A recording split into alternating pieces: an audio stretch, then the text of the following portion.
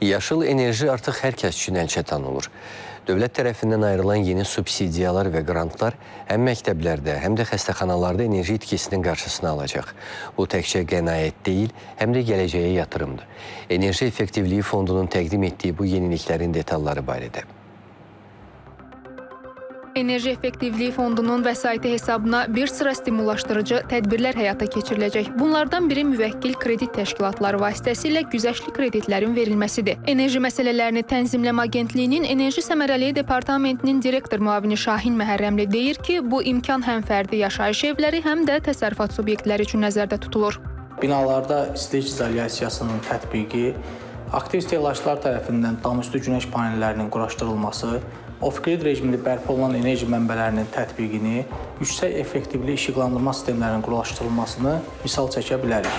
Stimullaşdırıcı tədbirlərdən biri müvəkkil kredit təşkilatları vasitəsilə güzəştli kreditlərin verilməsidir. Əlçatanlığın təmin edilməsi məqsədi ilə hazırki mərhələdə güzəştli kreditlərin illik faiz dərəcəsi 5% həddində müəyyənləşdirilmişdir. Dəstək tədbirləri bununla məhdudlaşmır, xüsusilə dövlət mülkiyyətində olan təhsil, sosial və səhiyyə müəssisələrində enerji itkisinin qarşısını almaq üçün pilot layihələrə start verilir. Binalarda izolyasiya tədbirlərinin həyata keçirilməsi, istilik sistemlərinin müasirləşdirilməsi kimi tədbirlər hesabına sözgedən müəssisələrdə ciddi enerji qənaətinə nail olmaq mümkündür.